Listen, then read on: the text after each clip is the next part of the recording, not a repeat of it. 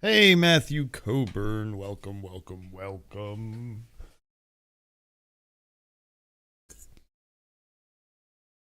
Welcome, my friend. The very first episode.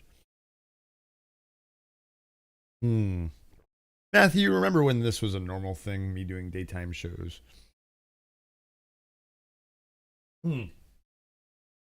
I do need to get rid of the Rambling Red Shirts banner and change that to Red Shirts Remastered. Got some things I still need to do for this. But there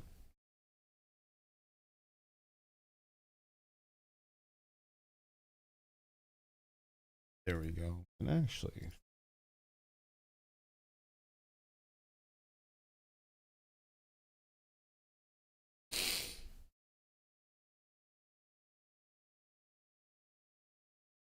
that's better.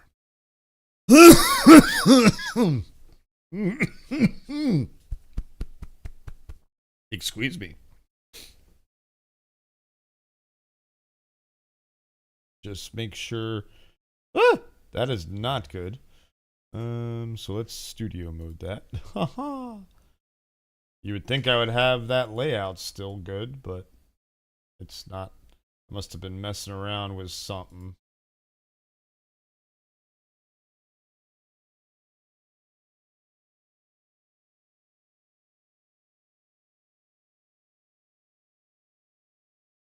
Obviously, I was lazy, is what happened.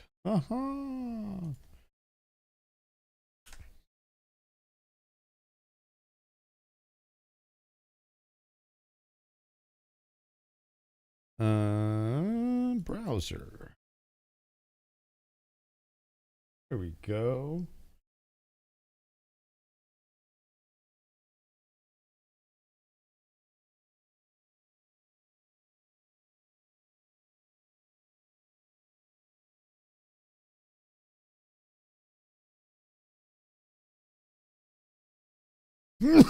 That works. There we go. Because we put the Red Shirts Remastered over all that shit. Barcode. Don't need the Discord for that anymore. There we go. All right. We're just gonna, while we wait, let's scroll through the Twitters before really get the show started. I think that's a fun way to start a daytime show that's like midday, like see if there's been anything interesting in the morning, because most of the news I'm going to pull for these episodes is going to be the day before. Yeah, I'll look at some of the news in the morning. I did this morning a little bit. I didn't really see anything, but I may have missed stuff. So let's switch over to the Red Shirts one. We don't need to be doing this on my personal.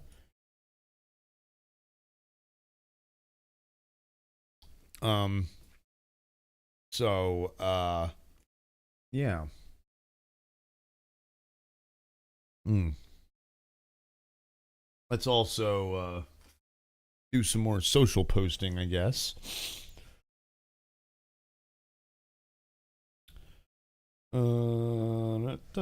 Let's put in that.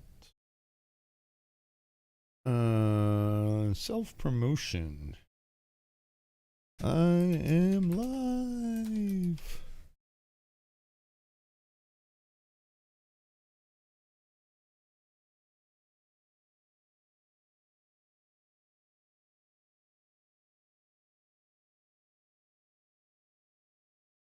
Let's now go and copy that. Here, you're going to see me do all my social posts. Show more. This. And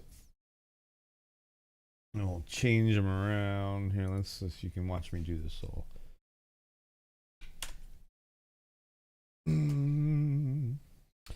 Yeah. Boom.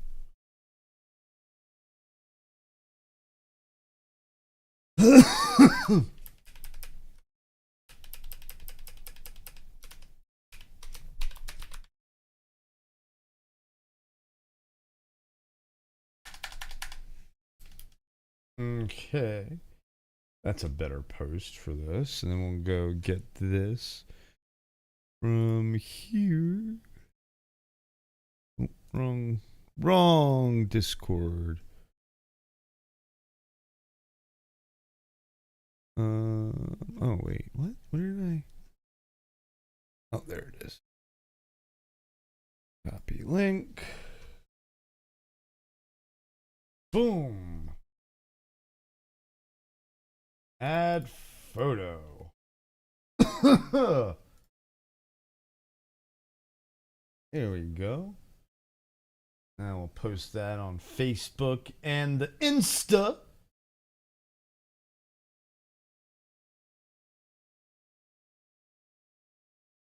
Oh, I put. Dang it! I should have copied that. I can go look at the. Boom.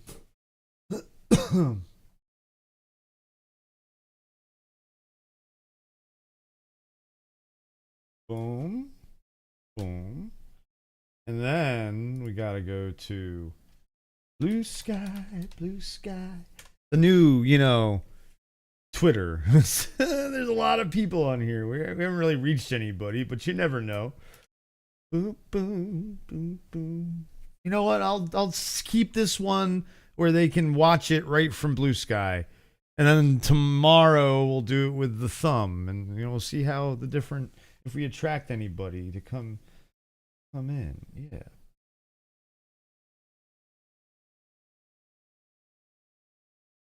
What? I thought I copied. Oh well.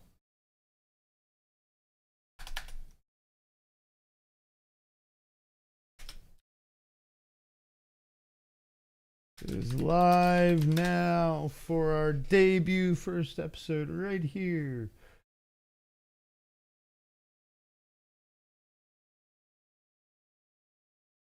And then threads. I do threads. You can't forget about four steps.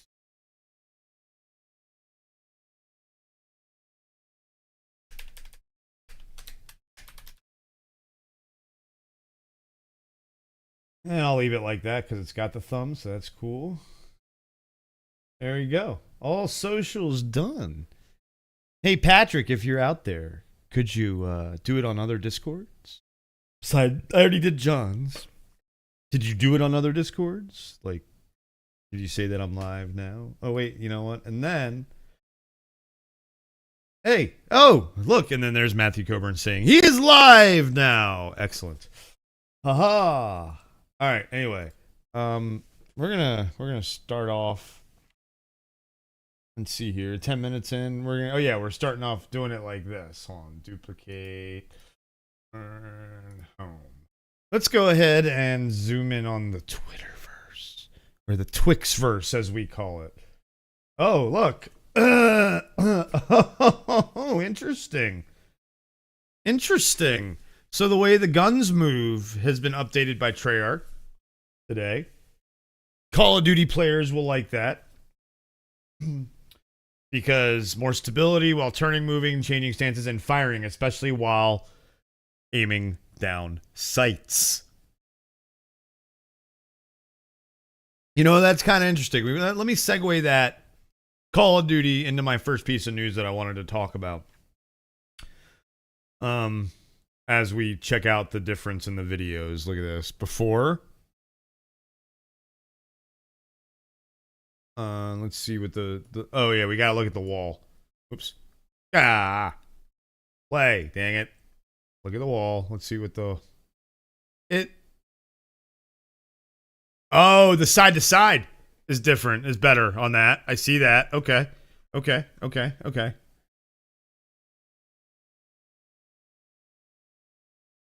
Interesting. Aiming idle sway delay is a mechanic that scales a weapon's idle sway when first aiming down sights. So the initial point of aim matches the crosshair positioning. These values are now improved and consistent across all weapon classes. Sniper rifles, which previously only scaled initial idle sway by 50%, now provide a complete reduction. As always, we will be keeping a close eye on sniper balance after this change. Ooh! Okay, so all you snipers out there that are paying attention to you, please fix 100% zombie calling cards. No one can obtain them. Alright. Anyway. So, okay, some Call of Duty news, huh? So, we're going to segue that into some actual other Call of Duty news. Are more of the Call of Duty games coming to Game Pass? VGT Gaming News and other sources I've seen across the interwebs seem to believe so after Activision has added Call of Duty 1, 2, 4, Modern Warfare, the 2004 edition, and United Offensive to the Microsoft Store. So,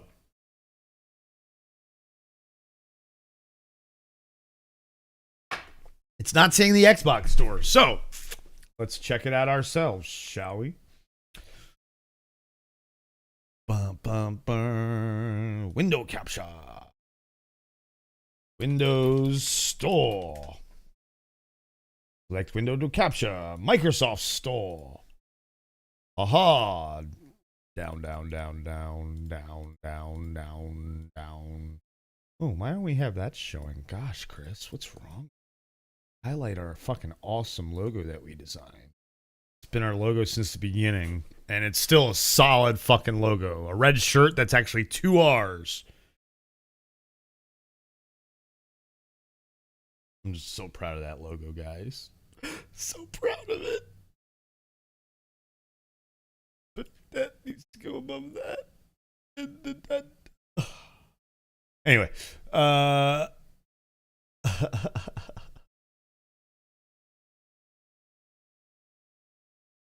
what the heck? Is my canvas not what it's supposed to? No, it should. It is. It's just being retarded. Why is 2K stuff not fitting into my output? Nope, video. Yeah, no, it's right. Weird. Anyway, it's not. Things aren't scaling properly. Anyway, but yes. So Call of Duty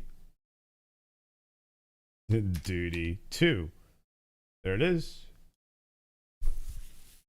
It's now $20 on the Microsoft Store on Windows. So it's now connected to right. No more BattleNet for I'm feeling a phase out of BattleNet for new games and games being added to Game Pass. Diablo, World of Warcraft, maybe more their live service. Well, Call of Duty's kind of live service, so I don't know. But there's that. Call of Duty 1. What about Call of Duty 1? Isn't that one of the ones that I said? Let's go back here. Yeah, Call of Duty 1. Are they actually calling it Call of Duty 1 on here? No. Where is it? I played that game. I would love to check out. Where's Call of Duty 1? Games.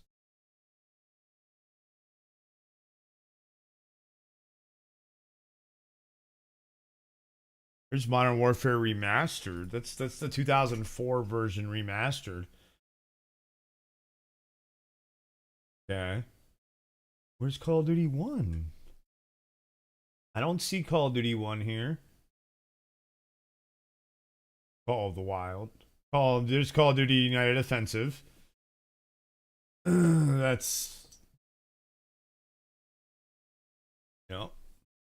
screenshots. No screenshots.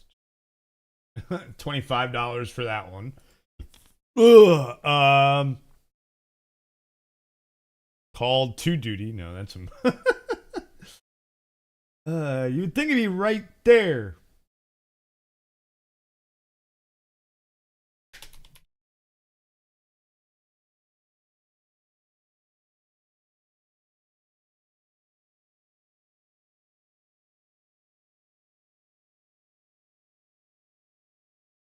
All departments, games, all types, paid, all categories, shooter. Where is the original Call of Duty? That's really weird. Okay, hold on. Let's see here. Here did the original Call of Duty.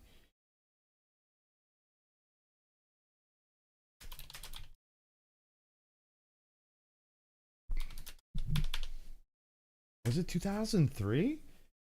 Yeah, I guess it was. Okay.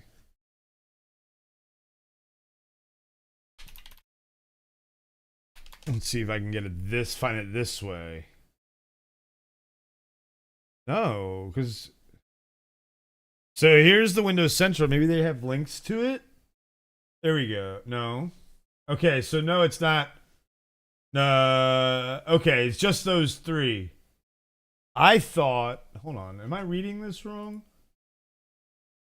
No, they said. Wait. Yeah, Call of Duty 1. It's not there. Call of Duty 1 is not there. Where is Call of Duty 1? I want to see that on the fucking store.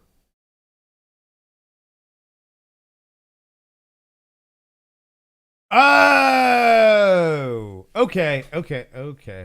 Oh. Now I understand. It's a bundle. We like bundles here. Where's that? United Offensive. There it is. It's Call of Duty plus Call of Duty United Offensive. Okay. That's cool. So, yeah. Hey, Bree Wood, what's going on, man? Welcome. Howdy. Howdy, ma'am. Sir. Folks. Anybody watching. What's going on, though? Bree Wood in his house. Bree's going to start hanging out again because for him, it's freaking, he's just getting off work. Hell yeah. Yeah, all our British friends are going to come and probably hang out at this show. I love it. Love it. Can't wait. Maybe we'll get some Germans, too. They're Kuhn. Alex, maybe he'll show up. Maybe an Orc will show back up. Maybe. I doubt it. He just straight disappeared. But maybe. You never know. Fuck it. But we're talking about Call of Duty right now, Breewood. And that they have, as in they as in Microsoft / Activision / Xbox, has added technically 4 Call of Duty games to the Windows Store. One of them's a bundle. This one, Call of Duty 1 plus Call of Duty United Offensive. I don't, and I guess, this was just like, oh, in under 4 hours. Nice. That was the run you were trying to do last time, right? That you talked to us? Or no, that was an earlier Resident Evil. That was another Resident Evil, wasn't it? Man, you are fucking killing it. We need to get you on Games Done Quick. Get you on Games Done Quick supporting fucking kids. We'll get you on Games Done Quick and see if we can get FMFNA ID and Games Done Quick. Get you on there. Come on, man. Hell yeah. Hell fucking yeah. Resident Evil 2, that was it. Yep. I thought it was a different Resident Evil. The new one, the remake, right? We can call it remastered, but let's call it what it is. It's the remake. Which I own 2 and 3, and I still need to play both. That'll be. We're getting back into this streaming thing, you know. It was a little lulled there at the second half of the year last year. A lot of shit going on. But trying to get back ramped up. And, you know, got a daytime show again. Man, it's been a while since we've done one of these. But definitely want to get a couple hours in, you know, 3 to 4 times a week if we can. And go over news. And again, I'm going to go back and circle back. Most of the news covered will be from the previous day that maybe you missed. And so we're doing, you know, do the show early enough that maybe you missed it. But then we'll go through the first thing I want to do, which I started doing, and actually it segued me into the news I wanted to talk about, because the first piece of news we got was that Treyarch had done a bunch of balancing and updates to weapons with the ADS stuff. Literally can't tell the difference, guys. More control equals better play. Good job on this one. So people are having some mixed reactions to this update from Treyarch. You can't tell the difference in the naked eye. I can see the difference on the side to side. That's where it really sees. So if you're aiming straight and going up, you're still going to get that. You're getting a better side to side on this side. It's not there. It's a little more jumpy going side to side.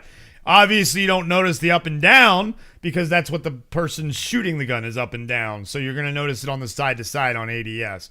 I definitely see it. But then that led me to this news, which does that mean more Call of Duty games are coming to Game Pass? Now, a lot of people really want this to happen, myself included, because I enjoy the older Call of Duties a lot more than the newer ones.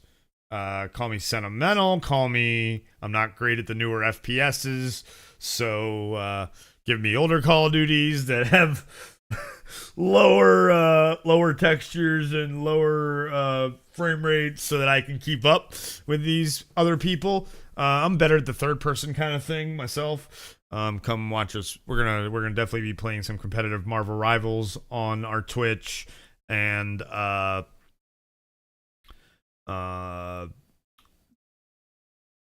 some Fortnite, of course. We're always playing Fortnite, so come check that out over on our Twitch plug. But yeah, it would be really cool if we start seeing more of these getting added to the store. So we got 1, 2, and 4 and United Offensive. 1 and United Offensive are in a bundle, and then so we need still then 3. We need Black Ops 1, Black Ops 2, Modern Warfare 2, Modern Warfare 3. And that's the last of the Xbox 360 generation of Call of Duties. So then we would be moving on to the Xbox One. Let's go take a look at the list of that. All Call of Duty games. Duty. Duty. Yeah, let's use Fandom. Fandom's a good one to use. Boom, it's like wiki for nerd stuff. So, list of games. Call of Duty 1. And then I guess they're calling these expansions. I thought these were Oh, it is an expansion. Okay, so that's why it's bundled. I thought United Offensive was its own game, but it's an expansion. So Call of Duty 1 had 2 expansions. And then we had 2, 3, 4, and the 7. I always thought it was 2008. And then of course World at War. How can I forget World at War? That's the first game that had zombies. That is the first game that had zombies. So there it is, 2009. Zombies came out. And everyone was like, oh my god, this is awesome! And it just, it kind of formed its own kind of following. You either play zombies or you don't. I'm in the don't category, which is interesting because it's, PvE, and so I probably would enjoy it more. But I just never got into it. I'll probably get into it with Black Ops 6. Still healing the finger.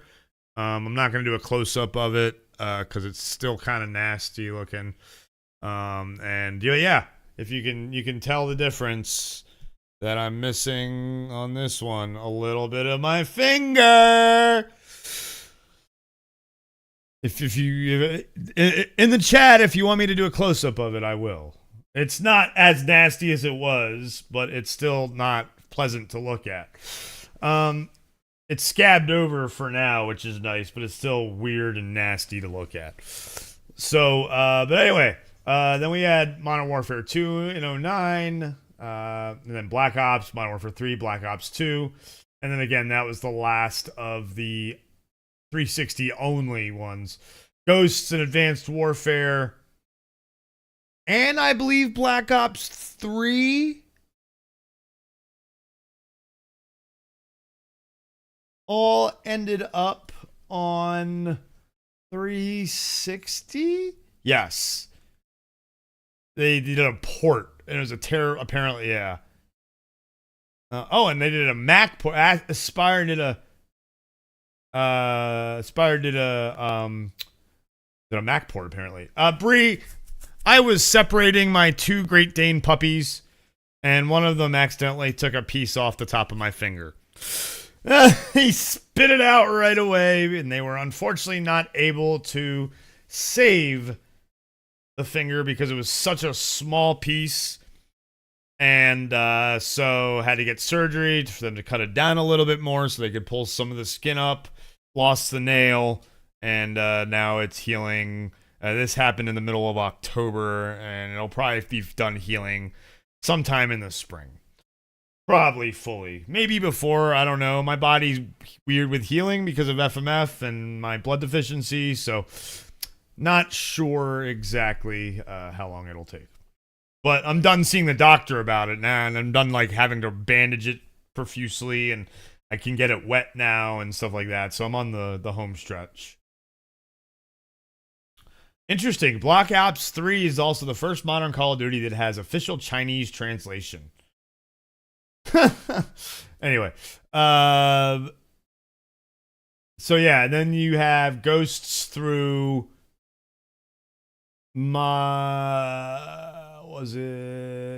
Cold War. Cold War was the first one on it was Ghosts through Modern Warfare because Cold War was the first one on this Series X as well, and I got that one.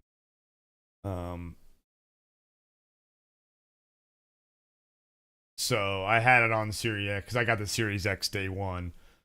And then you've had all the Series X games, which have been okay. Warzone came out at the same time as the Series X, so it was this big thing. Call of Duty Battle Royale, we were all excited, and it's okay, I mean, it's its own charm. Most people now with Call of Duty Black Ops 6 being on Game Pass are playing the multiplayer and the campaign, actually, and it's really cool to see Call of Duty get that love again. I really need to play the campaign.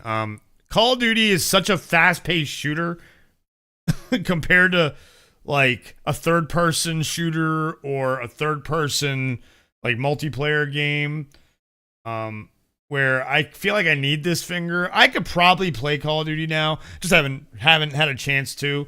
I want to start out slow with like Gunfight, but I'll definitely check out the campaign at some point because I've heard amazing things about it, and I have to play it for one actress who where is she? Who plays, I forget her name. I think it's her. She plays portrayed by yep. Karen David portrays this character, and I've heard amazing things about her performance. And Karen David is an actress who I've actually been in contact with before. She was in the show Gallivant. This is a short-lived 2-season show on ABC. It was a raunchy musical comedy, hilarious, great cameos, great music, and so I always have had a soft spot for her, and I was part of the attempt to try and get the show revived, which she basically was like one of the heads of that campaign from the show. So I've been in contact with her. I've conversed with her on social media before, never, face to face on video conference, but really have heard great things about this performance. And, out of respect of the actress who I have known somewhat in the past, I gotta play it. So very excited to check out the campaign. I mean, the first thing when Call of Duty came out back in 2003, that was it. It was the campaign. So definitely check out that campaign if you can. Definitely keep a lookout for more Call of Duty games if you have Game Pass. If you see any more of these Call of Duty games, 3, World at War, anything like that in the Microsoft Store, let us know in our Discord, in the comments below on this video after the fact, and hopefully we'll get a whole bunch of Call of Duty games dropped onto Game Pass. We got the Game Awards coming up on Thursday, so you never know. They like to do crazy stuff during the Game Awards. And at the Game Awards, we're getting ourselves a new Borderlands trailer. And Randy Pitchford is going all out and going, guys, it's gonna have gameplay. Now, I didn't really play much of Borderlands 3. I played a bunch of Tiny Tina's. So I'm excited to see what they've got cooking up, because the technology has just been getting better and better. And he said, I can't wait to release this effing trailer, he later added. Also confirming to one fan who asked if he was trying to edge them. Yes. You heard it here first. Borderlands fans, Randy Pitchford is edging you. He is teasing us to the extreme. But like what he said is cooking up a new Borderlands 4 trailer, and it's badass AF. Latest renders knocked me out. I'm not supposed to talk about it yet, but I don't give a fuck. I'm freaking out, yo. So this is really, really, really awesome that he's so excited. I love seeing people in the gaming industry excited. And it's like, look at this. He's just they're messing, like he's having his social team mess with him basically. In a separate that Pitchford also reveals that the last frame of the teaser trailer is also the first frame of the trailer, adding, yes, I'm a troll and a tease, deal with it. To which Gearbox Social pulling its hair out yelp, spoilers, while the Borderlands account cries, Randy! I mean, it's just great. I love that they're so engaged. This is an exciting time of year. Game Awards and New Year's and all that is very, very exciting. We've had a bunch of new games drop in December.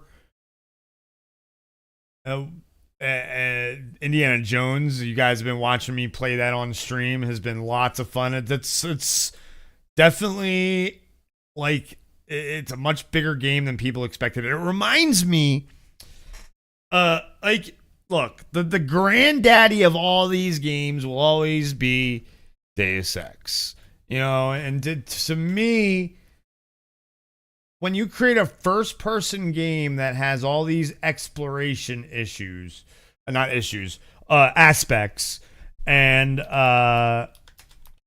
it has RPG elements, it has to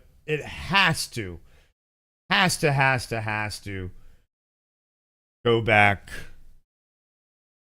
to Deus Ex, because this game revolutionized first-person RPGs, first-person shooter RPGs. And, I mean, you get games after Deus Ex like Morrowind, Oblivion, Skyrim. And that's just Fallout 3, Fallout 4. I mean, you get the rest of the Deus Ex series. You're getting Indiana Jones now. Any kind of first-person RPG with exploration elements and talking and going around to the different parts of the area you're in, and then traveling to a new area is Deus Ex. You have Deus Ex to thank for this, which is, if you have never played a Deus Ex game, my recommendation is to start with Human Revolution, because it's a prequel, and it's also probably the most polished of all the games. My favorite in this series will always be Invisible War. It has a lot of religious kind of context, which to me, for my mode of thinking, I am very agnostical in religion, so it's a really cool story to see how this reality, this alternate universe reality, whatever future, this IP has taken and created a satire, essentially, on religion with Invisible War. Check that one out. That one is a PC, Xbox original, PlayStation 2, I want to say. But they're all on PC. I own all of them on PC. Definitely. And Deus Ex, the first one, is gotten that, mod remaster treatment that so many games have gotten these days. So definitely gonna eventually go on a Deus Ex kick. I don't know if the series is dead. Let's find out, see if there's any kind of news about it. I don't know. Let's see here. In the new gameplay, no, articles. This is just the first game, I think. That's why. Is Deus Ex dead?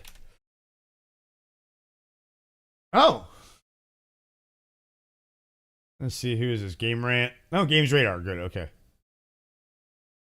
So it was just canceled in January. Okay.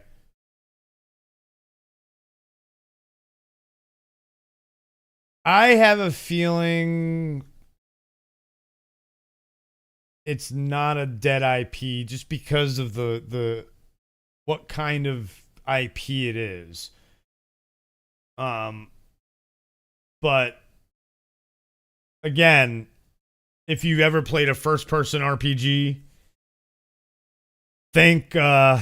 definitely thank Deus Ex for perfecting the model, especially a first-person RPG where, like Indiana Jones, where you're going from area to area and it's like its own little micro open world. It's a microbiome, essentially, micro, bio habitat, whatever. Like right now in Indiana Jones, I'm in the Vatican. I know you go to Cairo, and you can't just walk from the Vatican to Cairo, so you travel. In Deus Ex, it was always about going up to the person who was flying you to where you had to go, and you would go to that city, and you can wander around, explore it, do a whole bunch of side missions, not even pay attention to the main mission, and do a million things and just get lost. And that's what it feels like with Indiana Jones, for sure. In fact, let's go ahead and pull up some of my gameplay while we're talking about it. And we're gonna mute. That's muted. Good. So videos. Let's go to here. And just have it playing in the background. Boom, boom, boom, boom, boom, boom, boom, boom, boom, boom. Dun, dun, dun, dun, dun, dun. So yeah. I hold on. Let me do it like this. So it's not so weird.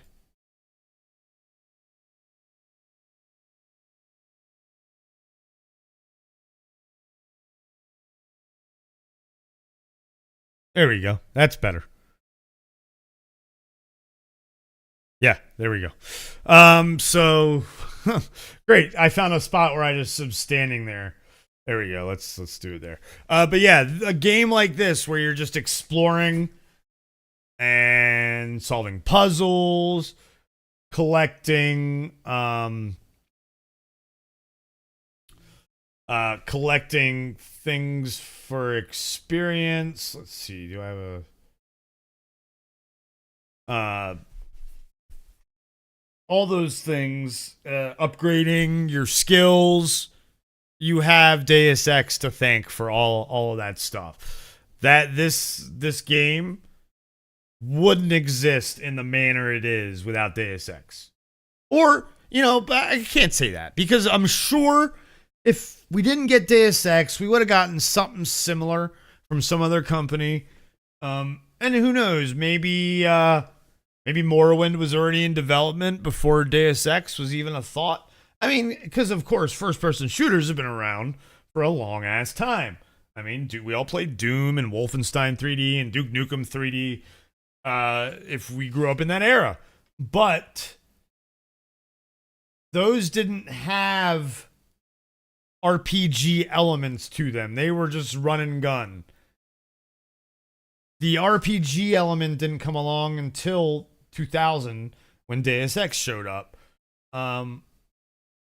But I feel like there would have been some other game that definitely gave us something like this that shows the RPG elements for sure. So I definitely think that,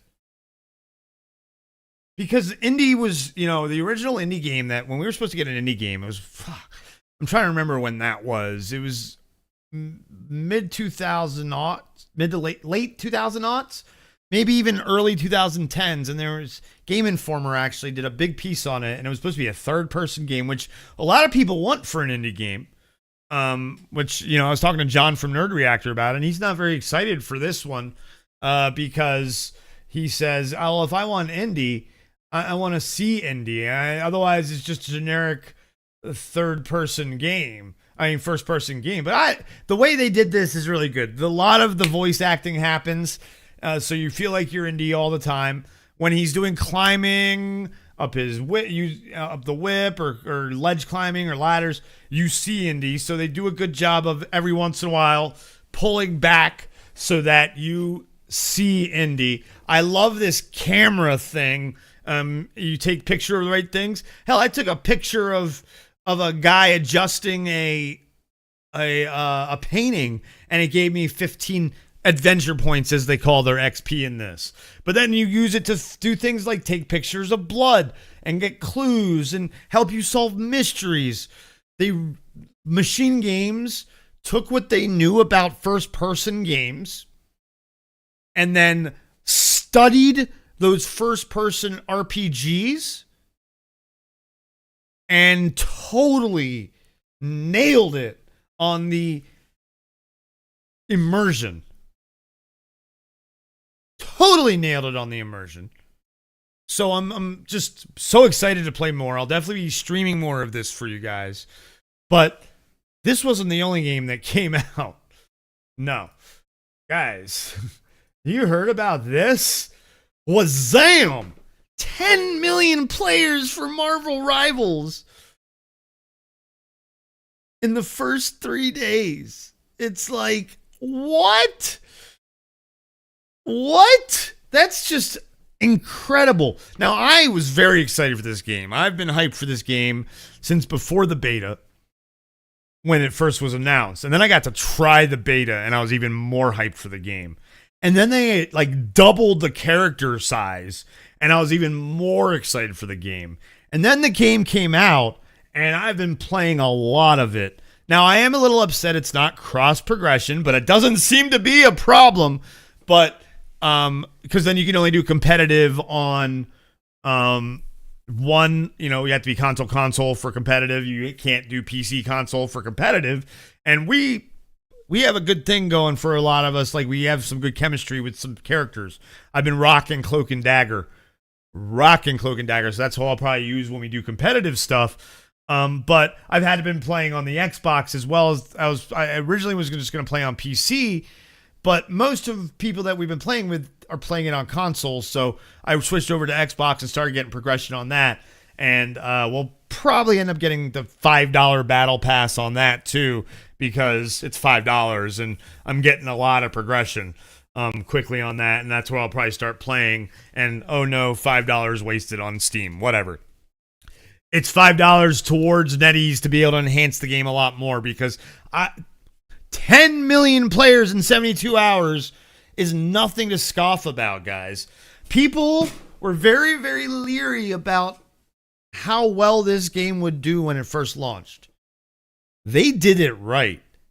I know they've held multiple betas. They just didn't hold a public beta, but the public beta, the private beta was great because you could earn codes for your friends.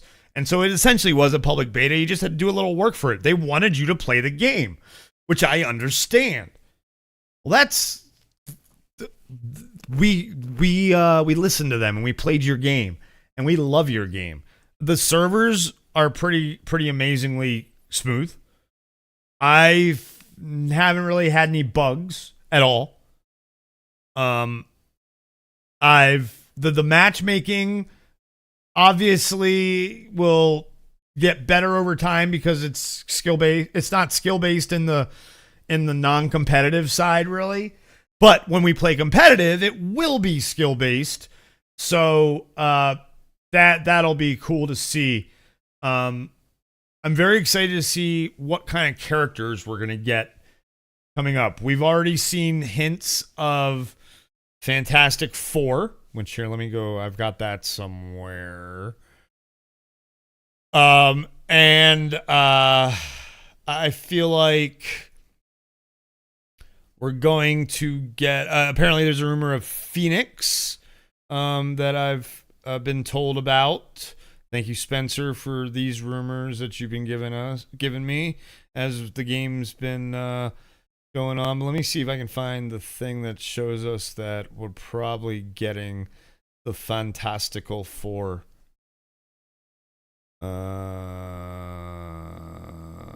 It's definitely up and away, up and away. It's just a picture, just an image. Oh, here we'll show the Twitch drops too.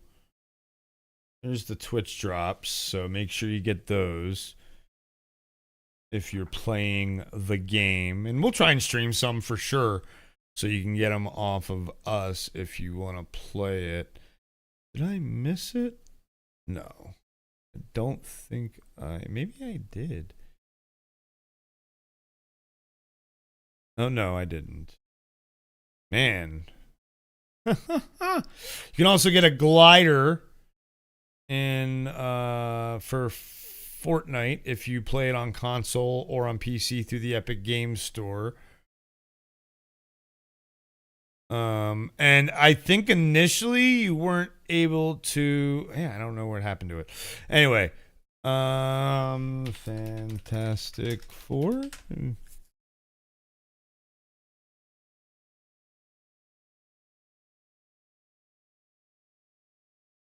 No. No. Nope. Okay.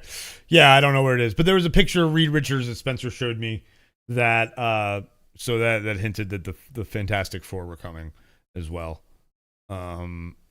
So Fantastic Four possibly coming. So yeah, I definitely recommend checking out Fantastic Four. I mean, Marvel Rivals. Hopefully, we'll get the Fantastic Four soon. Maybe not. Maybe we'll get it when the movie comes out. You never know, because you know they're gonna rock. They've got the MCU skins for sale. They did it right. Look, the currency is a little complicated. That's the only thing I will say. It's like, why do you have a currency that you buy? Oh, and there goes the camera. We'll have to worry about. I need to pay more attention to that. Uh, it's like kind of weird. You've got uh, a premium currency that you pay money for, and then you've got another premium currency that you convert the previous premium currency to, and then you've got your battle pass currency. So I don't quite fully get that. Why not just have the Latinum? Or the whatever it is, I think it's Latinum, and then there's, I forget what the other ones are called. They're blue. There's blue and it's kind of complicated because the blue ones with the lightning bolts are for the battle pass, and the blue ones without the light. I know those are purple with the lightning bolt. It's a little weird there, but again, that's not a big deal. That's first world problems, folks. That's what we're having here. First world fucking problems. So yeah, definitely go play some Marvel Rivals. It's free. It's on all Steam, PS5, Series X, Epic. Not on Switch, not on Xbox One, not on PS4. But I mean, come on, folks. It's 2024. The PS5 and the Xbox Series X have been out for 4 years now. So if you are a gamer, most likely a regular gamer, most likely you've gotten the newer console. Or you're a PC gamer. But definitely check it out. Lots of options for characters to play. Lots of people playing. Find matches really quickly. Battle Pass right now is cheap because it's only like a short Battle Pass. It's what? It's got Black Panther page, Black Panther, Punisher, Mantis, Hela, and Doctor Strange skins on the Battle Pass right now. So for sure, if those are characters that you really like, then go check them out. But the MCU skins are really cool. Sure, they're pricey, but I mean, if you play Fortnite and you pay for those skins, those are pricey too. So if you're a big Marvel fan and you're a big MCU fan, or just a Marvel fan and you see a skin you fancy, pick it up. Support the game. Because then you support the game, it means that they're going to do more. This has definitely been, NetEase has been a really good company for this kind of game. I was a little leery because NetEase is mostly a mobile company. Here, let's go look at their library of games. NetEase games. NetEase games. I believe most. Oh wait. I guess we'll have to. No, they did Naraka as well. Okay, but I believe mobile game, mobile Mobile, mobile. That one might net. That's that new one. So this is their new one that people are excited about. Knives Out. Is this mobile? Yes, looks like it.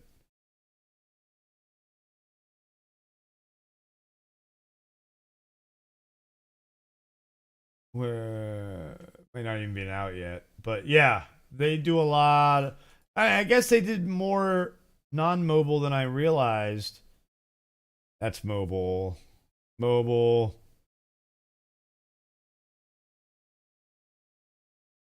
I think this is mobile. Yep. So yeah, oh, they did mobile. So yeah, most of their stuff is mobile. Naraka's not. And Ananta's not, but I think everything else. This one is PC and mobile.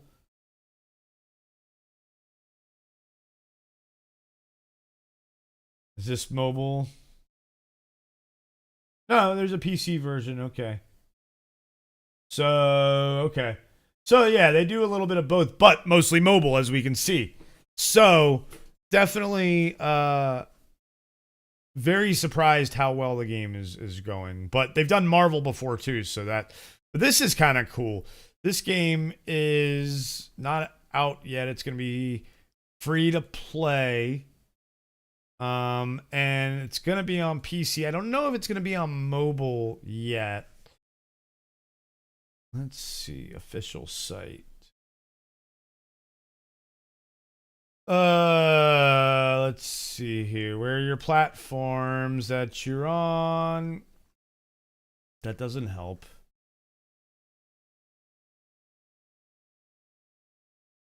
Latest. Here, we'll look at this.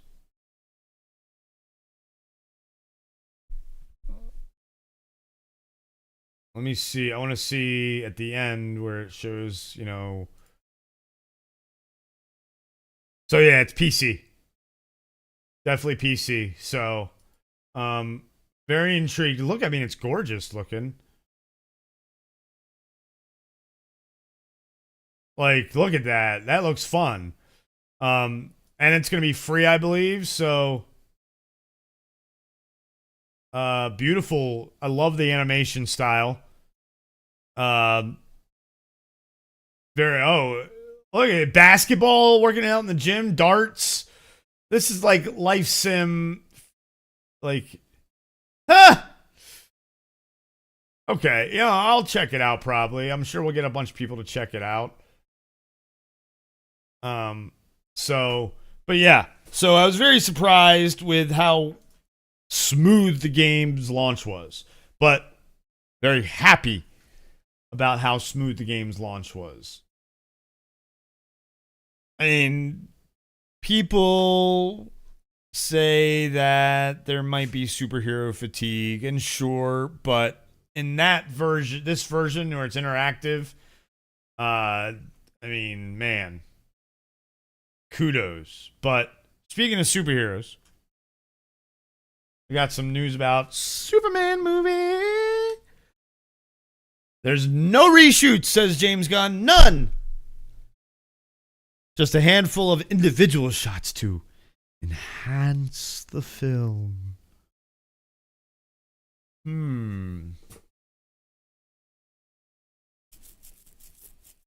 What could this mean? Well, let's find out. Oh man, I'm so excited for this one because of just like all the actors involved. Just James Gunn does such a great job with casting. And it'll be nice to get a more classic Superman back. No offense to the Snyderverse. Well, lots of offense to the Snyderverse. They were a lot of the fans in the Snyderverse. We're not going to go into how bad they were, but it was bad. And they overdid it in their support for for Snyder. Anyway, but I wasn't a fan of the darker Superman. So I'm very excited. I grew up with Reeves, so and the cartoons, the actual, Truth, Justice, American Way cartoons. And so I'm very excited to see what Corn Sweat's gonna do. James Gunn has taken a lot of inspiration from All-Star Superman, so that's cool. But on his Threads account, let's go to his Threads account.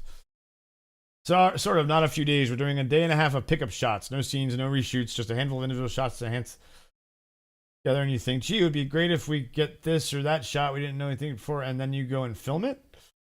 Let's see if that's what that is. That's correct. Okay. Pickup shots. Cool. So, he doesn't like to do reshoots, apparently. He's directed major superhero tentpoles. Tentpoles, it's funny. Because I did finish this first season of whatchamacallit, the franchise. Hold on, let me move this over here while I'm talking about this.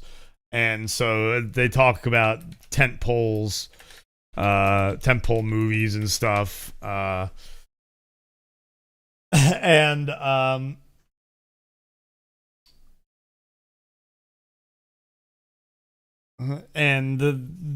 So I'm just thinking about that.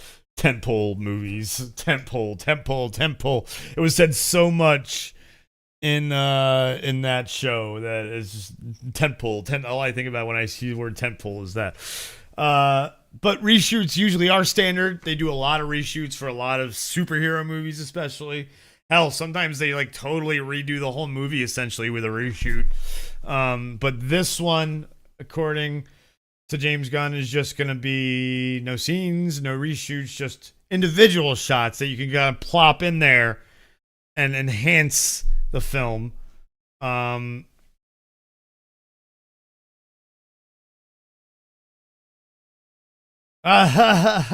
So apparently then also Gunn was shutting people down who were like, oh, you're definitely going to have to do reshoots. He's like, I don't know. I've only done 2 days, 1 day of reshoots on my past 2 films combined.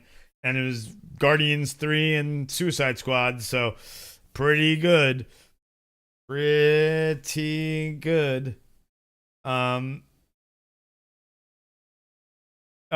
prepare to avoid these are all right, cool. Here. Let's just do dun dun dun dun dun dun dun dun. James Gunn. Hold on, I'm gonna do this. Hold on. I'm gonna record this. Welcome to James Gunn's 6 tips for avoiding reshoots. Number 1, over prepare. Number 2, don't start shooting until I have a finished script my whole team is happy with. Number 3, hire actors and department heads I know can do their jobs. See? Like the people that write this, they do their jobs well. Number 4, surround myself with people who will challenge me and not just yes sir everything, yes sir everything. Number 5, ask myself daily, are there any small imperfections in the script or what we're shooting that might end up feeling like huge imperfections when we cut the film together? And number 6, do 1 and 2 again. And do not start shooting until you have finished script that the whole team is happy with. And that, folks, is James Gunn's 6 tips to avoiding reshoots. And now back to our regularly scheduled program.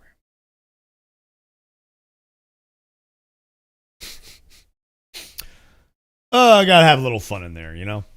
Let's maybe get some content out of it. Elaborating on his third tip, which is the hire actors and department heads who I know can do their jobs. There's usually a lengthy audition process. He's so good at casting. He also does background checks, talking to people they've worked with. Yeah. So, David Cornsweet, never seen him in anything, but he looks the part. When Spencer and I were looking over who like the top 3 candidates were at the end there, I was like, he looks like Clark Kent and Superman. Rachel Brosnahan, she's an amazing actress. She's going to be a great Lois Lane. If you've ever seen Miss Maisel, the marvelous Mrs. Maisel, definitely go check her out in that. She's definitely a Lois Lane type. You'll recognize it immediately. Nicholas Hoult as Lex Luthor is going to be very interesting. I like the way he looks, shaved head. So it's going to be really, really cool. Really cool. Anthony Carrigan. Oh, Victor Zsasz. Great actor. Victor Zsasz in Gotham. Anthony Carrigan is an amazing character actor. Edie Gathegi is Mr. Terrific. Don't know the actor, know the character. Great character. Really excited to see what they do on the big screen with Mr. Terrific. And then Nathan Fillion, folks. How do you not love yourself some Nathan fucking Fillion? I mean, look. If you have not seen anything that Nathan Fillion in, whether it be Much Ado About Nothing in black and white with Shakespeare, or Serenity, the movie for Firefly, or The Rookie, or go watch his like short that he made for someone where he was Nathan Drake. That's who we wanted as Nathan Drake, was Nathan Fillion. He would have been the perfect Nathan Drake. Instead, we got Tom Holland, who was okay. It wasn't a great movie at all. But, man, go watch that short. Isabella Merced, great actress, Hawk Girl. So we're going to get another Hawk rendition of Hawk Girl, even though we got one in Black Adam. But, hey, Hawk Girl 1, I don't know if that we know that movie is not canon. So the different Hawk Girl, different universe. It was a Elseworlds tale now. Although Dr. Fate was the highlight of that movie, in my opinion. Definitely Pierce Brosnan. Bring him back for Dr. Fate if you can. But I'd say I'm very excited to see what James Gunn does with Hawk Girl, because her background, her history, the whole ancient Egyptian, the rebirth shit with her and Hawkman is really, really cool. I'm wondering what they're doing with a Hawkman. So we'll have to see that too. Because where there's Hawk Girl, there's usually Hawkman.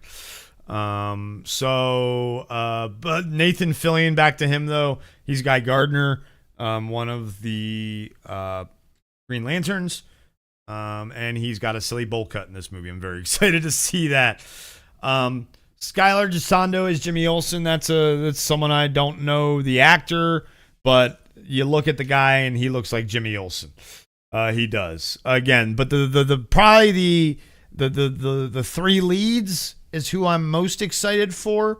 And then throw me on support side, Anthony Carrigan and Nathan Fillion, for the support characters who I'm most excited for. They also have cast Cat Grant. I forget who the actress was for her. But then they've also cast Brecken something. He's from SNL, but he's playing Steve Lombardo. So, and he, like the way they have him with the stash and everything, he looks just like Steve Lombardo. Let's pull that up. Superman, Steve Lombard, Superman, Brecken, Beck Bennett. That's who it is. Beck Bennett. And if you look at how he looks, yeah, it's just perfect. Perfect. Looks like a perfect Steve Lombard. Hey, what's going on, Patrick?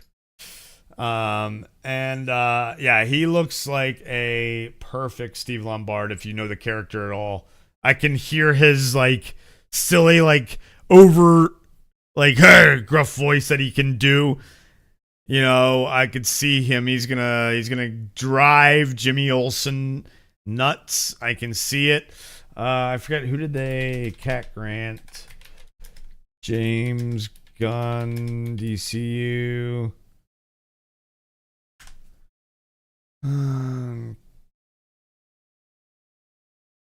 Grace Randolph.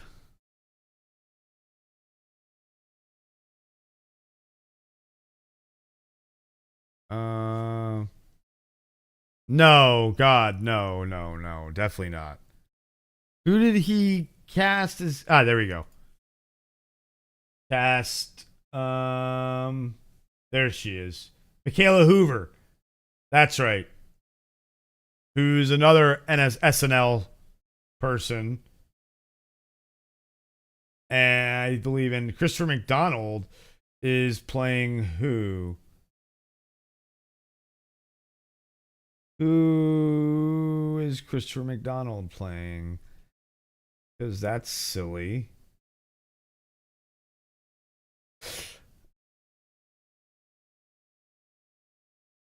Yep, Beck Bennett was. Yeah, who is it? Is he? Is he playing Perry? He playing Perry White? Let's see here. McDonald. No, Ron Troop. Okay. Ron Troop is a seasoned, level-headed journalist who ultimately lands a job today at Planet. He later strikes up a relationship with Lois's sister, Lucy. The pair have a son together named Samuel. Oh, interesting. Okay, interesting side character for Christopher McDonald. If you don't know who Christopher McDonald is, guys, Christopher McDonald. Shooter McGavin, baby. Happy Gilmore 2 has Eminem in it. Actually, let's talk about that. That's an interesting little tidbit that I saw about. Let's jump to that. So, Christopher McDonald, now we know. Ron Troop. So, James Gunn not doing reshoots, just adding some scenes. Thank you, Patrick. Some scenes to enhance the film. Just some shots. Single shots. Like maybe an up and away or something. Who knows? Things like that, probably. But let's see here. Happy Gilmore 2. Like, I'm very excited because Adam. Yeah. Let's see here. Yeah, let's do the Bleacher Report article. That's a good one. Adam Sandler reveals Happy Gilmore 2 eyed for July release date. Very fucking exciting. Very fucking exciting. Let's fucking go. He was on the Dan Patrick show. Eminem make a cameo. I've known Eminem for a long time, and he's a great guy. He came in and was funny as hell. We hung out all day with Eminem and shot. He said a million things we can use, and we were glad we had him on tape. That is the quote I saw the other day, and so I wanted to talk about that. I'm very excited for Happy Gilmore 2. Golf is such a much more popular sport now than it was then. So it's going to be great to see all the different cameos. Dan Patrick's going to be making a cameo. He was in Hustle, which is a great movie. If you've not seen Hustle, it's a basketball movie with Adam Sandler. He plays a scout, and it's a great movie. It stars now I'm gonna have to look it up. What's the name of the basketball player it stars? He's great. He was great in it. Here it is.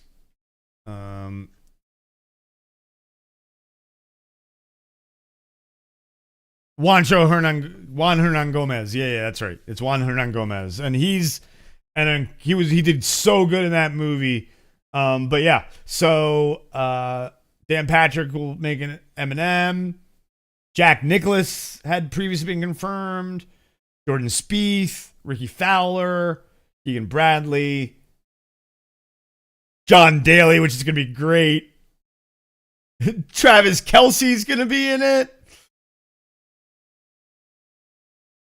So, yeah. The film is sequel to 1996. Yeah, if you haven't seen Happy Gilmore, go watch. My high school friend showed me the TV version of Gilmore, and he says, "The price is wrong, Bobby." Punch. Yeah, yep. Great. Yeah. This is definitely going to be a great movie. Definitely go check out John Daly's stories. That's for sure. Yeah. John Daly. If you don't know who John Daly is, let's educate the world on John Daly. John Daly, golfer. Well, first, that's a great picture of John Daly right there in that coat. Love it. But here's a better picture of John Daly on the golf course. What? There's his pants. Gotta love the pants. 36. Oh, here we go. John Daly's 36 craziest pairs of pants. Let's fucking go. Dismiss. All right. Those ones are okay. Wow. Here we go. John Daly's pants. Ah! Yeah. John Daly's larger-than-life personality, how it made him a better golfer. Because he was just so chill out there. That's part of it. Look, drink in hand, cigarette in the other, crazy-ass fucking pants. Look, you need to be relaxed to play golf. And he was as relaxed as they come. Like, look at these crazy pants. Cigarette. Like, you can't not see John Daly without his... Oh, look at that. That's awesome. Those are some fucking badass pants. Look, cassette tapes. For all you kids out there, those are cassette tapes. Oh, look, and he's got even the jacket to match. The main course number 2, the John Daly experience. These pictures are broken. That's okay. We're going to get more crazy. Those aren't that crazy. I like those. Hey, the luck of the Irish. He is Irish after all. He can hold his liquor, yeah. That's cool, though, the way it's Celtic. It's green and white. I love it. He's a Celtics fan. Yeah, the Stars. Let's go. This is funny. Boy, oh boy. Look at these pants. Wow, look at those Jackson Pollock pants right there. Okay, there you go. What the fuck? Look at those pants. Of course. Drink and drinks on the pants. The British flag, even though he's a Southern boy. Hey, it's all about the Benjamins. Actually, that's the ULS. It's all about the... Oh, it's got all of them on there. I see Lincoln. I see Grant. I see your underpants. Oh, there you go, Patrick. There you go, Patrick. There you go, Patrick. There you go, Patrick. The SpongeBob pants, folks.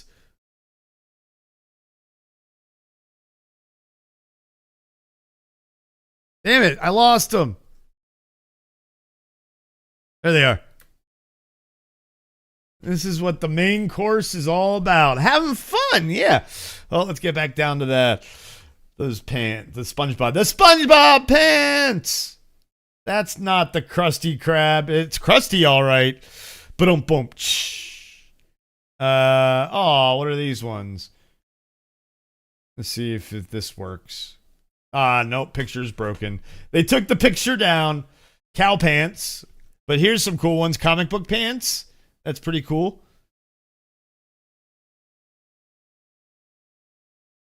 And then one they don't show. And then good old US of A. So, speaking of craziness, though, we just looked at John Daly's pants. That's pretty crazy, but this is even crazier. This is even crazier.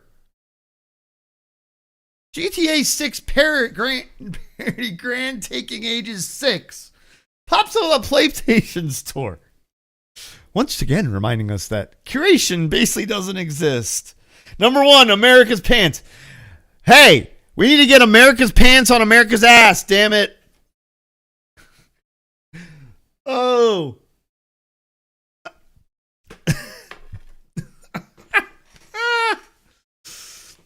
Oh, man. So, I want you all to actually, we're going to do this. Hold on.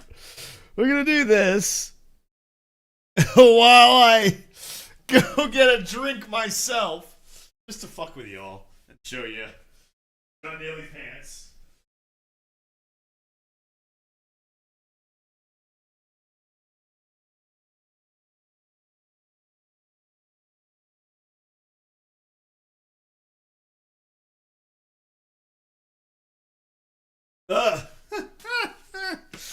John, so on Shooter McGavin's ass. That's not America's ass, damn it.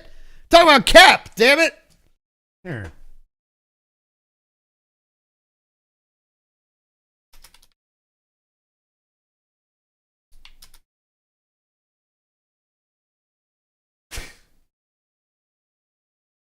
That really is America's ass. There it is. That really is America's ass. But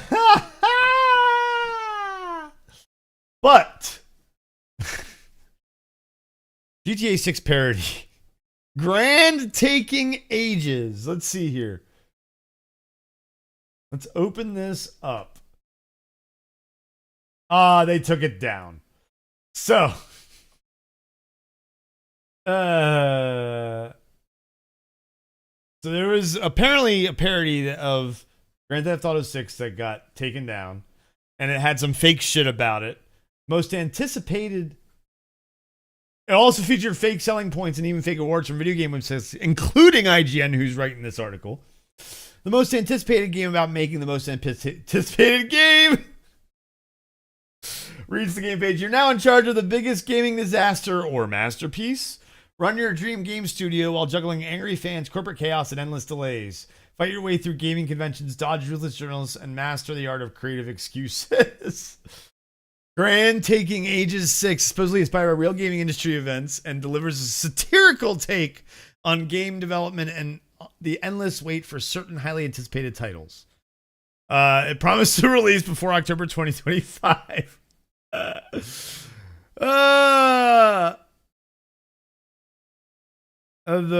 PlayStation Store mentions a Polish company called Violarte SPZ. The website was only created recently.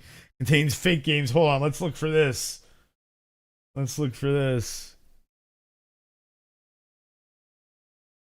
Where is it? Where's their site? Damn it! What the heck?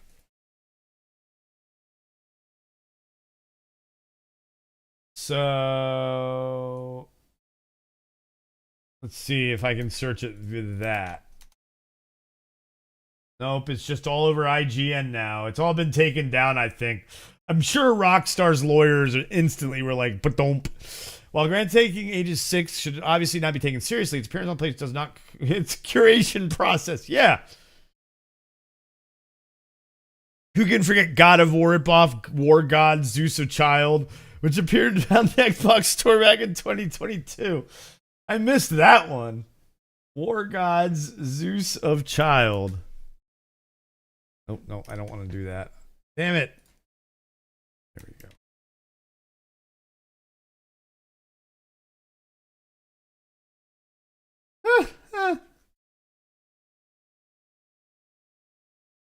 Oh, wow. I missed this one. Look at that. Ah!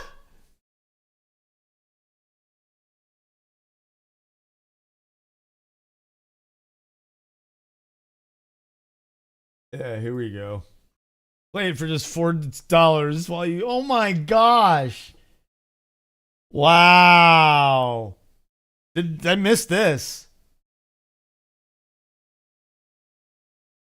Is it still there?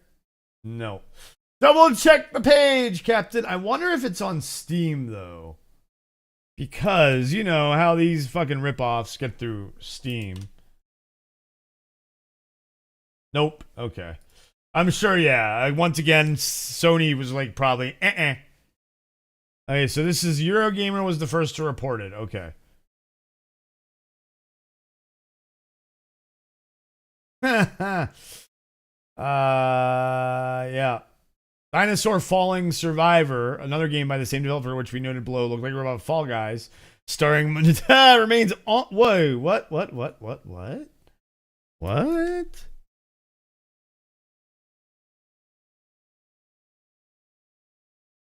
Giant bomb.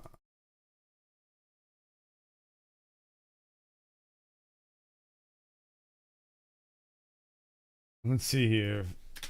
Xbox. Nope, that's taken down too.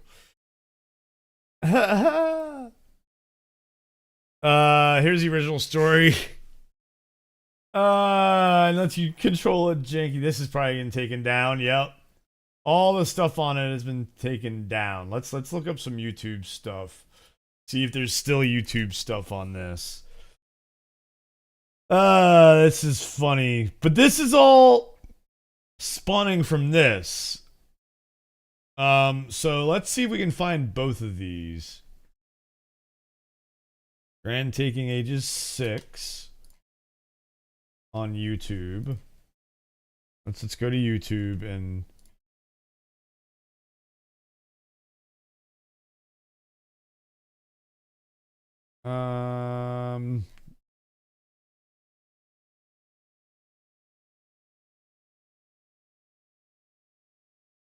no. Nothing. It's if there was anything, it was all taken down. And then now let's see if there's this at all on YouTube. Dun, dun. Yes, there is. Oh, here we go. Let's see if there's any gameplay.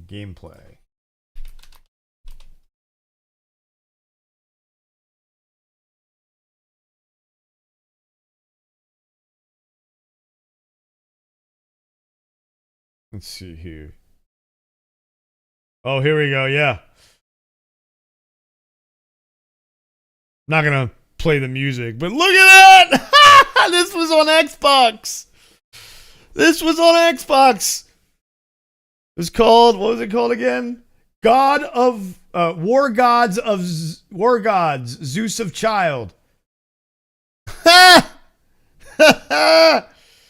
Wow.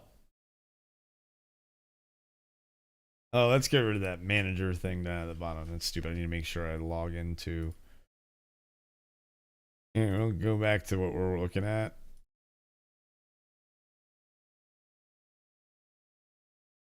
Look at this shit. Here, I'll let you hear the music for a second. Look at him move. It's hilarious.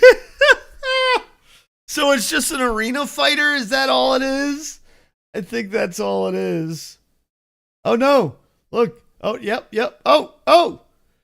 Go out. Oh, yeah, it is. Look. There's nothing outside the arena.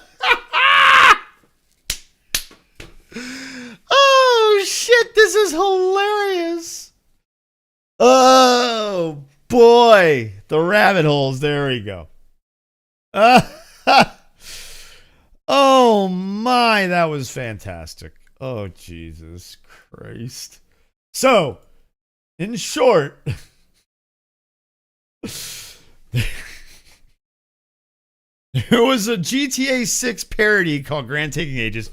Can't find any. Let's see if I can find any gameplay on that. Let's see here. Grand Taking Ages 6.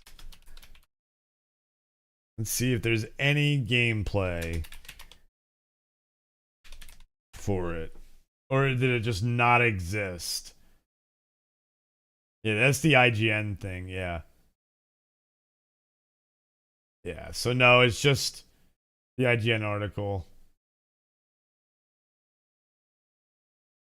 Yeah, not showing. Yeah, that's just daily fix from IGN. So, but that's so. All right, so watch out for ripoffs of games that try and say they're what they are. No, just kidding. You'll never mistake Grand taking Ages 6 for GTA 6, and it wasn't really a parody. It was more like a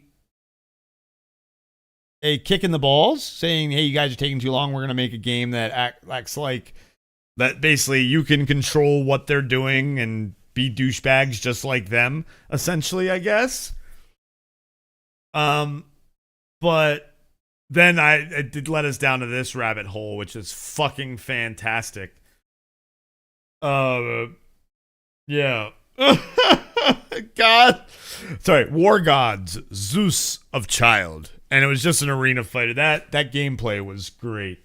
Speaking of gameplay and games, we got the Game Awards again coming up on Thursday. You guys know who this guy is? Well, if you don't, he is a Swedish game designer named Joseph. What's his last? God damn it. His brother is an actor. Ferris. Sorry. There it is. Duh. Wow. As I was telling you, his brother's name is Ferris. That's how I remembered it. But anyway, Joseph Ferris, who gave us It Takes Two, as well as what's that game called? A Way Out. And great games. Well, he's gonna let's see what he has to say for us about the Game Awards. He's got an announcement for everybody. I want to hear it, and I'm gonna let you all hear it because this is what this is for. Hello guys, this is Joseph Forrest. Welcome to Hazelight. Forrest, excuse me. When you come in here, you see this area with all the awards that we got. Persian Game of the Swedish. Year, that was a couple of years ago, but it was a great moment. Show me, what are you working on? Yeah, we're working on the boss here. It's a big boss in the game. You guys gonna go nuts when you see him. Here's our mocap room. Wow, Here's where the look at actual that. magic happens. This is Mio and Zoe, our beautiful actresses. They're based on my daughters. My daughters' name are Mio and Zoe. A bit pain in the ass sometimes, but oh, you love them so much. It's crazy. Okay, so let's play a little bit. A lot of people say I'm cocky, but it's impossible not to be cocky when you have a game like this in front of you. I'm telling you, you will see what I mean when you play it. All right, that's it for gaming. You know, one thing that people don't recognize enough is the sound at Hazelight. Can you play some cool sounds here? Listen to this. I have an idea where you're gonna use them. We're working so hard at Hazelight, it's incredible. Yes, it's fucking so shit up. tough. Oh, good, yes. Like we say at Hazelight, we fuck shit up without fucking up. Yes. Because that is us. Great, guys. Follow me, I'm gonna show you something. I love it. We fuck shit up The without FX fucking crew up. in the house. All right, can you show me a little bit of the glitches? We're gonna show them about the glitches here. Yeah, sure. What the? Are you serious? What color is this? I told you not to have. That's it. I hope you had a great time. Oh, wait a minute. Look at this guy. Jeff Keighley. What's up, Jeff? Ah, it's time for Fuck the Oscars, huh? I'm fucking with you. Of course I see you at the Game Awards. We're gonna show some great gameplay there, let me tell you that. It's time for you to go now. Have a good one. I see you later. Thursday, we're getting gameplay of his new game. So this is really cool because it's really interesting how I came to know about Joseph Ferris. Let's go to his brother, Ferris. His brother, Swedish Lebanese, sorry, not Persian, Lebanese, excuse me. Ferris is a very Persian name, but Lebanese. But I first saw him in, where is it? And he's been in a lot, Tyrant. And he started in Tyrant, and then we saw him in Rogue One. And you're like, whoa. And then he obviously did, and then A Way Out came out, and you're like, wow, this game's incredible. Who made this game? And I go back and realize, oh my gosh, it's this actor I really like from Tyrant, who his brother made these amazing games. And he did more stuff. Westworld, I saw the episodes he was in. I need to watch Chernobyl. He apparently was only one of Partisan. Don't know what that is. But then It Takes Two came out, and I played a little bit of that. I need to play more of it. But A Way Out, I beat the crap out of that game. That game was amazing. It Takes Two it has been lots of fun since I've played it. But I'm really excited now to see what's his brother going to do in this new game. And his brother, Joseph, let's go to Joseph Ferris.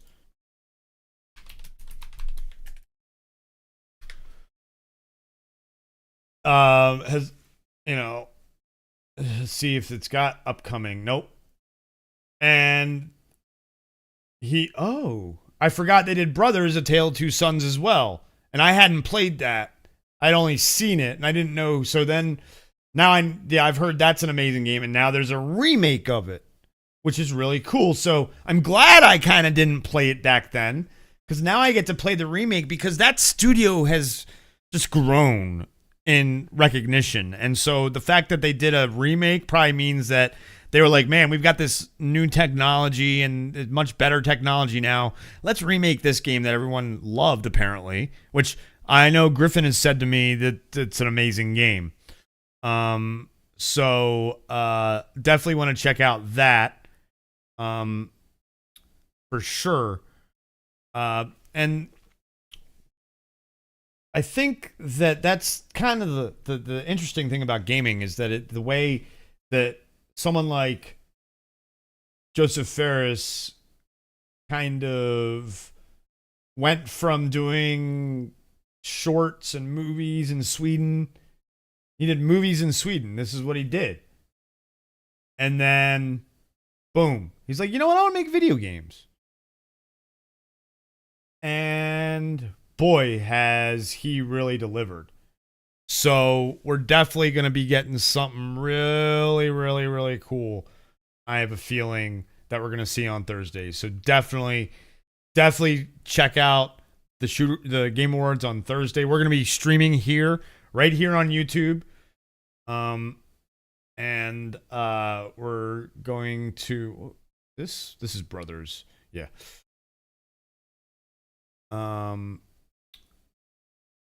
Yeah. This is Brothers. And we're going to be streaming here. I don't know who's going to be joining me. Spencer said he's not available. Patrick's going to try and make it. I'm trying to get Silk to come hang out because he's got a new setup. So hopefully we'll have a panel. If not, it might just be me. So we'll see. But we talked about our predictions. Go check out that over on Red Shirts Remastered on our YouTube. Let's go to your... How do you do that again? This way. View your channel. Right here. Here we go. What? Here is our... oops. I closed that by accident. Here is our video for our Game Awards predictions. It's, about a 35-minute video is part of our Rambling Red Shirts episode where we predicted. So definitely go check that out. We have some other predictions that we're going to talk about. I'm always going to say this. We're going to get a Fable release date. We're getting a Fable release date. I'm calling it now. Finally. And I'm going to be wrong again, probably. But I think we might actually. There could be a chance that those Call of Duty games drop. There's always a surprise. Might get a teaser for Switch 2, just a teaser, because the reveal we've been told is probably coming in the spring. So for sure, check out our stream of the Game Awards Thursday. The awards start at 7:30 Eastern, 6:30 Central. So we'll probably start streaming about 7 Eastern, 6 Central. So definitely come hang out. It'll be fun. We'll make fun of the announcers and stuff sometimes. So that's for sure. But last thing I wanted to talk about before we possibly just look over some other news is I only watched the first two episodes But Secret Level dropped today. Let me bring that up, the IMDb of it. And I watched the first 2 episodes before I went live, and it's been getting mixed reviews. Apparently, John told me that there's some good episodes, some that aren't good. The first 2 episodes that I watched were good. Granted, the first 2 episodes were Dungeons and Dragons and Sifu. So, 2 IPs I really, really like. So definitely a good start for me. Man, the animation's amazing. It looks really good. The Sifu episode was incredibly done. The way the transitions from animation style to animation style. Dungeons and Dragons, you immersed you. It was really, really cool. And I'm not gonna lie, it sets it up for maybe another Dungeons and Dragons episode. But also the way it ends, it doesn't. I think a lot of people I know will really like that Dungeons and Dragons episode because of the characters it references. People who have played Sifu and people who like martial arts will really enjoy the Sifu episode. I believe the next episode I'm going to be watching is the New World episode, and then I don't know what else there is. I know the Mech Warrior episode is Keanu Reeves. New World is Arnold Schwarzenegger, so it'll be really cool to see those actors. And I think the Mech Warrior episode is episode 8, which is all that's been released so far. But again, so far 1 and 2 I've really, really liked. They're short. They're only like 15, 16 minutes each. And that's with credits. So, they're even a little bit shorter, 14 minutes each, about 15 minutes. So definitely go check it out if you have Prime. It's on Amazon. 8 episodes have dropped. 8 times 15, that's what, 2 hours? So 2 hours worth of content. Come on, we binge stuff. 2 shows, 2 episodes of one show is 2 hours, and people binge more than that. So yeah, definitely go give it some love. And again, it's short, so it's gonna be episodes you like. There's gonna be episodes you don't. Again, so far the first 2 episodes, really, really, really, really good, really good. Not gonna spoil anything because it just dropped today, but really, really, really, really good. So definitely give that a check. And to close out, we're just gonna check out some of the X first, the Twix first. So new episode of Skeleton Crew today. Oh, that's funny. Surprise, I am not a robot test. Select all squares with Indiana. Indiana. Haha, very funny. Some sports stuff. This is going to show up because we follow sports stuff, because we are a multifaceted channel. I'm not going to talk about a lot of sports stuff on this show. That's going to be Silk and I are going to get a sports show started. Let's see here. There's apparently an article. Okay, I'm just trying to see if there's any news we want to stop and talk about. There's that patch we were talking about. There's Marvel Comics. New. Oh, here we go. New Fantastic Four comic coming this spring. Oh, and this, look at Bree Wood reposting this. The newlywed couple have a lightsaber battle at their wedding. That's amazing. Season 3 is being teased for Rings of Power. Yep, heard that was being teased. So I really liked season 2. It was way better than season 1. I just watched Dune 2 actually, so seeing this is fresh in my mind. So that's cool. Great movie. I started watching Prophecy, watched the first episode. Really, really, whoa, kind of mind-blowing show. A little bit crazy shit's happening, and just in the first episode, you're like, what's going on? There's Gandalf, who got his name. Spoilers. Watch it if you haven't. It's already all out at the end. It's been months, people. Let's see here. Anything else?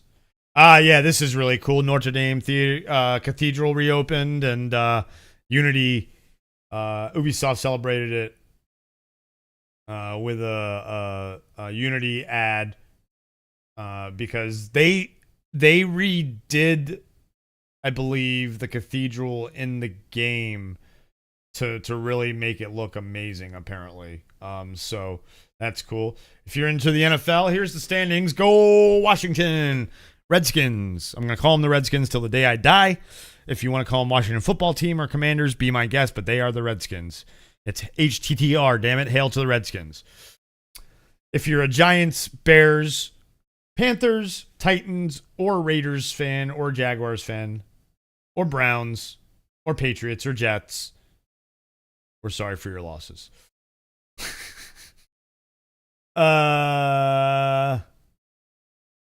Looks like there's new stuff in Skull and Bones, Paul Mescal, and Gladiator 2. We're not really seeing much. Nothing's really looks like it's new news right now on this quiet Tuesday morning / early afternoon. A lot of sports and movie stuff. Kind of covered all. There's no new video game stuff today so far, so kind of covered all that. Oh, well, here we go. Well, then, look at this, folks. Here's some new news. I don't know how I feel about this. Why? Stop coattailing. Everybody's coattailing off these extended sequels from fucking years ago. Now, granted, this one's not as long ago, but the second one was not a great movie. So what is this one going to cover? I don't. Let's just talk about this. I'm gonna record this. What's going on, guys? We're here at the main course, closing out towards the end of the podcast, and we just came across some news that there's a new Meet the Parents in the works. I need to know why. I need to know why we are coattailing off these other franchises that are like, oh, we're going to do a sequel years later. Let's do one too. Nobody is asking for another Meet the Parents movie. I feel like we need to talk about this and maybe sit down Hollywood, take a rolled up newspaper and bat them on the nose and go, no, bad. Bad dogs. Bad movie dogs. Give us original. We want original stuff, please. Because now we're going to get SNL again. You're going to meet the parents. And you're going to get old skits and comedy shows.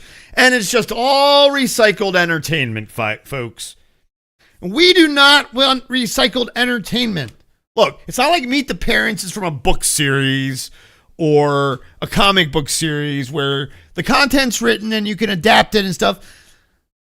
You're taking a franchise that has been dead, and the second movie is not as well loved, and you're going to try and make a third movie? Look, maybe the third movie will be better than the second, but look, I've got tits. I've got nipples. Can you milk me, Greg? From the first one. Never gonna top the first one. Stop trying to do this, Hollywood. Give me original content. I know it's an original IP, but it already has 2 movies. Why do we need a sequel for Meet the Parents? No one wants to see Terry Polo or frickin' Ben Stiller and Al Pacino. You know what? Now that I think about it, it's a really good cast. But again, then take that cast and make an original IP. Give us something good. Go sit yourself in a tank somewhere and come up with original ideas, Hollywood. Pretty please. Pretty please. All right, I'm done. I promise. Please. Ugh. Like, come on. Why? Why? Why? Ugh. Okay, so let me know in the comments of this. Let me know in the comments of that what you think. But, yeah, we don't need another one of those. Outlander. Tunic is now on Game Pass Standard or Ultimate or not on Core, though. Superman movie's deepest cut character, Foreman Spike, may not return. The sequel Smash Real. He hasn't heard. Okay, that's a weird. Yeah, odd. More sports. Yep, there's this again. Oof. Oh, well, that game, yeah, we know that game didn't do well. Wow, self-publishing projects and lays off 120. I know that's not a lot of people, but that's a lot of people for that company. Man. The video game. Oh, this is big. Okay, I might have to go download that. There's a trial now for Dragon Age the Veilguard for EA Play members. That's big. That's pretty cool. So for those of you who have it, Game Pass Ultimate, those of you who have Game Pass PC, and for those of you that have EA Play, because you might have it through Epic, you can go try Dragon Age the Veilguard for, I'm guessing it's the 10 hours. Let's see, is it 10 hours? 5 hours. Okay. I understand. It's not a sports game. Sports games, 10 hours, you're going to get more out of it. 5 hours, you're going to definitely, that this is a big game. 5 hours is enough. You don't want to give away too much. But that's really cool. Definitely going to check that out. Dragon Age Veilguard has been okay, reviews-wise. Let's see what the Metacritic is for it. Veilguard Metacritic. 82 from the critics and 3.8 out of Yowzes. Youch. Okay, well, that's interesting. So, looks like we're going the way of the Rotten Tomatoes there, where critics love it and the fans hate it. Great. Let's see, anything else we got going on news-wise before we wrap up? Lord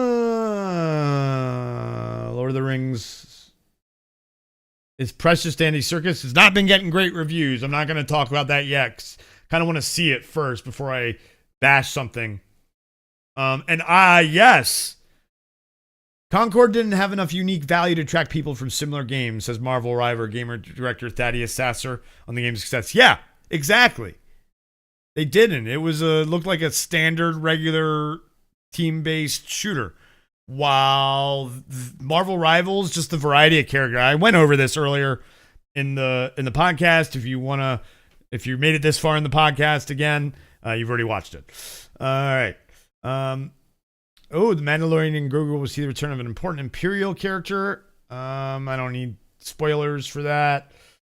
Learn how to modulate it's bringing proactive voice moderation to GTA Online. Interesting. Yellowstone, for all you Yellowstone fans out there, gains ratings momentum heading into the finale. That's about to end. Thank God. At the movies will include National Popcorn Day on January 19th. Interesting. I don't know what. 4 discount movie days coming in 2025 for rebranded National Cinema Day.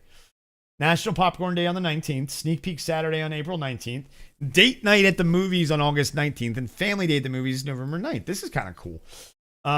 So this is the way that cinemas get together to try and get people to come to the movies and look at them trying to do stuff.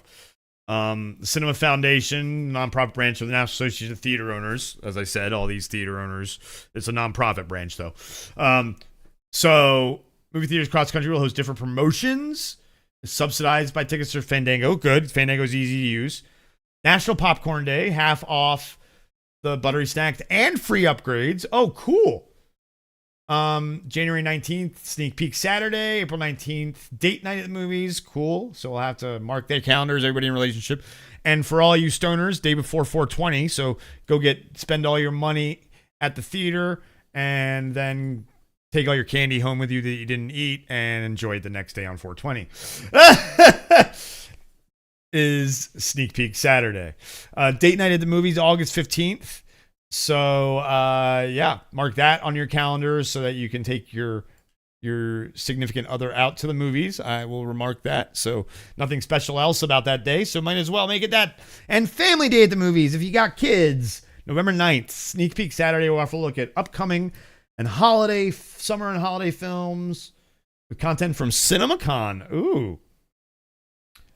Let's see what else. Let's see what a quote said. The Cinema Foundation is committed to this year-long campaign by offering exhibitors opportunities to engage with their communities in fun and exciting ways. This is the result of months of hard work and collaboration among our industry's partners. We cannot wait to invite moviegoers across the country to participate in what will be continued enjoyment at the movies. I think that's awesome. They're really trying to, after the pandemic, the movie theaters were dead. I used to go to the movies all the time. I had the A-list thing. I live in a town where it's not worth getting that, but I didn't, and it was worth it. It was so worth it. You could go see so many movies. It was awesome. Now, the pandemic killed all that. So now they're trying to bring it back, which is awesome. So it was created in 2022. So National Cinema Day was to try and bring people back to the movies. And it was during the summer that it started. So now they're expanding it. It's really, really cool. 2 years in the making. Let's keep doing that. Get people back into the theaters. As Mike Bowers, the chair of the Cinema Foundation, says, Cinnamons. Soundbite. Cinnamons. Cinemas are an indispensable part of our culture. These celebrations emphasize the power of moviegoing to bring us all together to share and create long-lasting memoirs with our friends, families, and community. So that's, yeah, he's not wrong. He is not wrong. And we're gonna, let's end it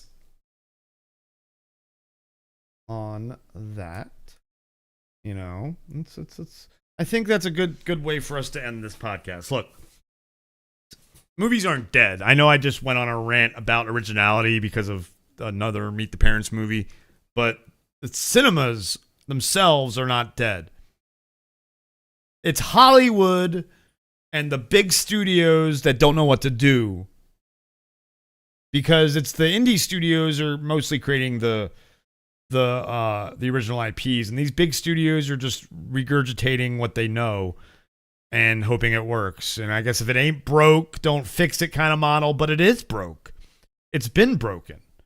So let's get people back into the cinemas with movies that matter, movies that are good. And it's starting to happen. But I think we've had an oversaturation after the pandemic of all kind of got threw up movies. And all these movies just kind of came out, and some were good and some were terrible. And I think we're starting to get back to that more balanced amount of movies coming out. I think a movie like War of the Rohirrim should never have gone to theaters. I think that should have been a streaming movie right on Max. I don't know why it went to theaters. It's not... Again, it flopped in its first weekend, but that's not surprising. It's an anime, Lord of the Rings. Two very niche brands. It's the types of things. Like, the fans are, anime is huge, sure, but not every anime fan's a Lord of the Rings fan. And people aren't necessarily going to go to the movie theaters for that kind of movie anymore. When we have streaming services, and that's kind of the point, is we have these streaming services. You take advantage of them. People are paying for those. Your studios are getting money for that with membership fees, etc. Now, granted, the streaming services are going down in price because ads are starting to come, which is fine. You can't get, but those that really get hurt are the cinemas, the cinema foundations, the organization of cinema owners, things like them. They get hurt, and then we lose cinemas. Cinemas close. I mean, I live in a small town. It could that cinema is dead, the local theater, most of the time. I would not be surprised if one day it closed, because movies just aren't like they're trying to give us content that we don't want. But at the same time, we are getting content we do want. Deadpool and Wolverine showed us that. That was a movie 20 years in the making, you know? So we were waiting for Wolverine and Deadpool to team up. For those of you who know Deadpool from the 90s, we've been waiting for this. And the yellow suit we were waiting for. And then once we got X-Men Origins Wolverine, and we got a janky Deadpool, we were waiting for that, and a real Deadpool. So we have been getting certain things we want, but then you go and throw Meet the Parents again at us, and we don't want that. I don't want that. Maybe you all do out there. Let me know down in the comments. This has been an episode of The Main Course. Make sure you check out me and Spencer tonight on the Council of Six. We'll be Dungeons and Dragoning it. A little segue in. Remember to go check out Secret Level. That first episode is a D&D episode.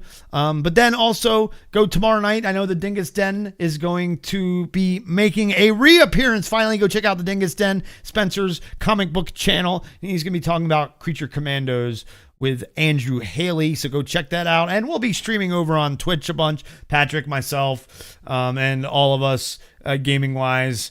I've been playing Indiana Jones. Patrick doing Flight Sim, of course, and Call of Duty and Division and other games. And we'll do some Marvel Rivals for sure, and some Fortnite and all our other fun games that we do over on the Red Shirts Remastered Twitch channel. But I think we've covered a good amount of news today. This was a great first episode. Thank you, everybody, for stopping by. Patrick, Bree, Matthew, thanks for holding down the chat. If anybody else was watching and didn't chat, come on, communicate, engage. Let's go. Come on, talk to us, man. Talk to us. We like you guys. So please come hang out again. We'll be back tomorrow morning for another episode of The Main Course. Num nums. Bye, everybody.